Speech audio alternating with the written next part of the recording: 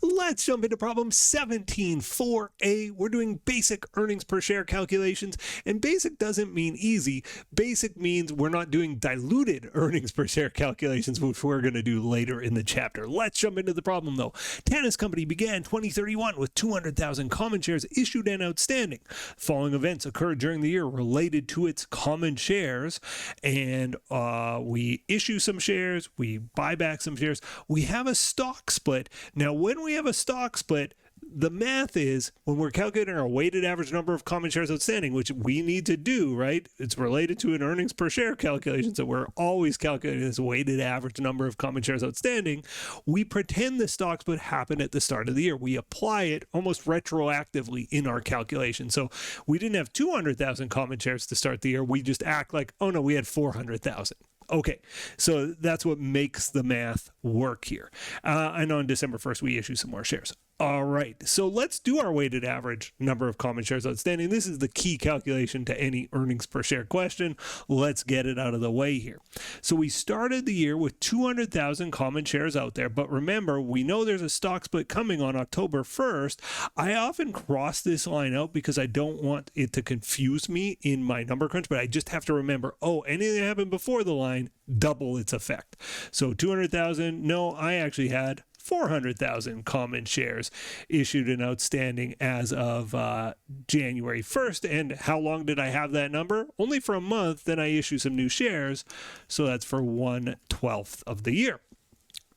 On February 1st, I issue 60,000 shares. Well, I'm going to act like I issued double that. I'm going to act like I issued 120, and 60,000 times 2 is 120, leaving me with 520. I need a running tally here. So 520,000 common shares issued and outstanding. And for how long? Well, something weird going on with my screen here.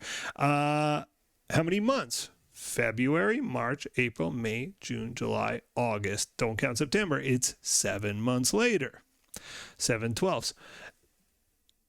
Then I buy back some shares on September 1st. So I buy back 30,000 shares.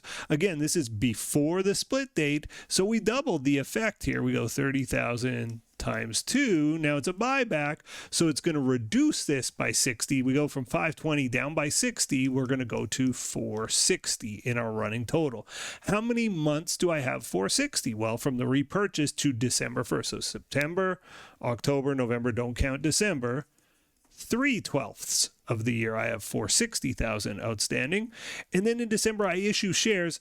Thankfully, it's after the split. I don't have to worry about doubling it. I just go 120,000 new shares. I had 460. Add 120, I'm at 580.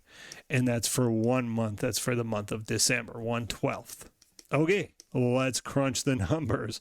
400,000 times 1/12, 3333.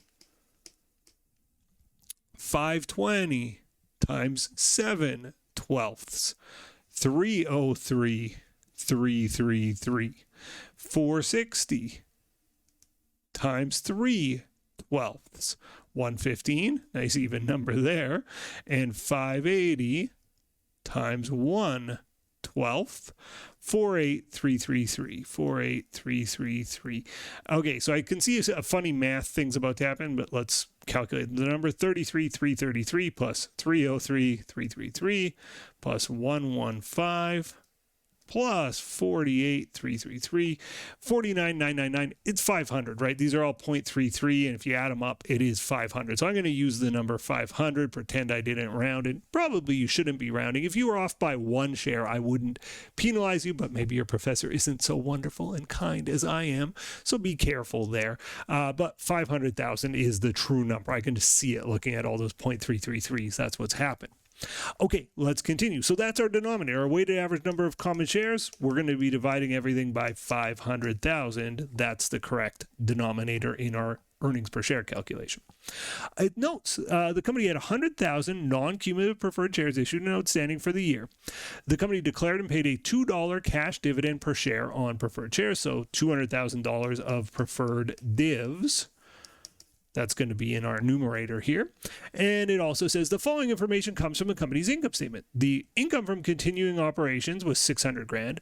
We had a loss on discontinued operations of 150 and net income of 450. If you have discontinued operations, you actually have to calculate 3 earnings per share. Start with the top one though. Income from continuing operations, 600K. We go 600 minus 200 is 400 divided by 500, 0.8. So this goes in as 0.80. Interestingly, when we do our discontinued operations one, the 150 here, it's, well, negative 150. We do not deduct our preferred dividends. Why? Well, we only want to deduct it once. We didn't pay 2 preferred dividends here. We didn't pay our preferred dividend from our continuing operations and a preferred dividend coming from our discontinued ops. There's only 1 preferred dividend to go around, and we want to apply it to our continuing operations because that's, shareholders are going to see that continue, right? The preferred dividend would be expected to continue even if we shut down our, some foreign subsidiary or something like that. So we don't take away the preferred dividend here. We just go 150 divided by the number of shares, negative 150 because it was a loss, divided by the number of shares, and we get negative 0.30, usually a loss from discontinued operations. Not always. You can make money from a discontinued operation. Now this one, the math works 2 ways. You can go 0.8 minus 0.3 is 0.5. That's probably the easiest way to do it. Or you can go 450, our net income, minus the preferred dividends, 250 divided by 500, and yeah, sure enough, it is 0.5. So we got it 2 ways. How would this appear on the income statement? It would appear at the bottom of the income statement. We would have like basic earnings per share as a heading, right? And then you just do these 3 lines.